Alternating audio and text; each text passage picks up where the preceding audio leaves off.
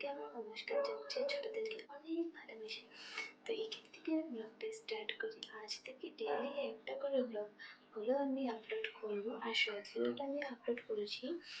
তো আজকে হলো মঙ্গলবার দিন আমাদের বাড়িতে নিরামিষ হয়। তো আজকে নিরামিষেতে কী রান্না করি সকালবেলা প্রতিদিন আপনাদের সাথে সেটা শেয়ার করবো।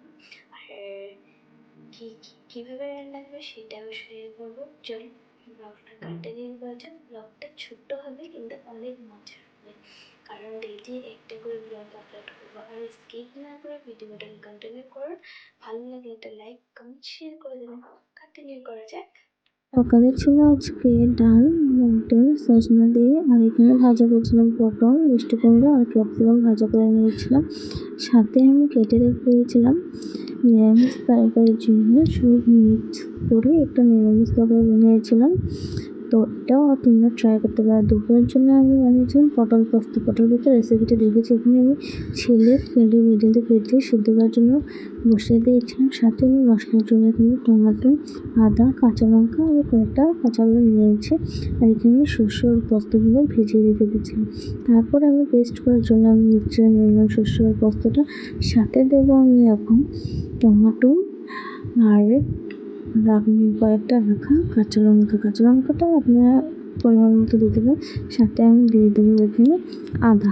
তারপর এটা আমার পেস্ট হয়ে গেছে। তারপর আমি করে নেবো এর সাথে বাদামগুলো একটু ভাজা ভাজা করে মিক্সচারে দিয়ে ঠান্ডা হওয়ার জন্য দিয়ে দিয়েছিলাম। তারপর আমি পেস্ট করে নিয়েছি বাদামগুলো। তারপর আমি এখানে কড়াইতে দিয়েছিলাম তেল আর নুন দিয়ে হলুদ দিয়ে এখানে পটলগুলো ভেজে নিয়েছিলাম। সাথে দেখুন আমার বাদামটাও পেস্ট হয়ে গেছে, সর্ষে পোস্তটাও ভেজে হয়ে গেছে, আর ওদিকে পটলগুলো ভাজা হয়ে গেছে।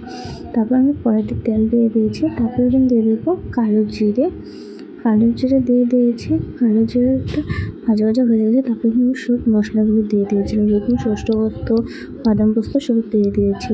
তারপরে এক এক করে সব মশলাগুলো দেবো। প্রথমে আমি দিয়ে দিয়েছিলাম এখানে লবণ, হলুদ, শুকনো লঙ্কার গুঁড়ো। তারপর দিয়ে দিচ্ছিলাম ধনিয়ার গুঁড়ো আর জিরার গুঁড়ো দিয়ে দিয়েছিলাম। দিয়ে দেওয়ার পরে আমি এখানে ফেটানো রাখা টক দই একটু দিয়ে দিয়েছি। টক দইগুলো দিয়ে এটাকে খুব ভালো করে কষিয়ে নেব। কষানোর পর তেলটা দেখুন আমার বেরিয়ে গেছে।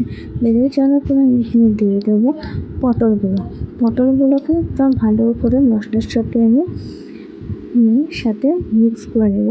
যতক্ষণ পটলগুলোর সাথে ভিতরে না ঢুকে যায় মশলাগুলো, ততক্ষণ একটু রেখে দেবো, কষাই নেব। দেখুন এখানে আমার তেল হয়ে গেছে। তারপরে আমি এখানে দিয়ে দেবো জল, পরিমাণ মতো জল দেবো। আর আপনারা চাইলে শুকনো একটু জল দিয়েও দিতে পারেন। জল দেওয়ার পরে আমি একটুখানি নেড়ে দেওয়ার মতন হয়ে গেছে। দেখুন এরকম হয়েছে। তারপর আমি এখানে দিয়ে দেবো একটা বড় থাল দিয়ে ঢাকা করে দেবো 10 মিনিটের জন্য।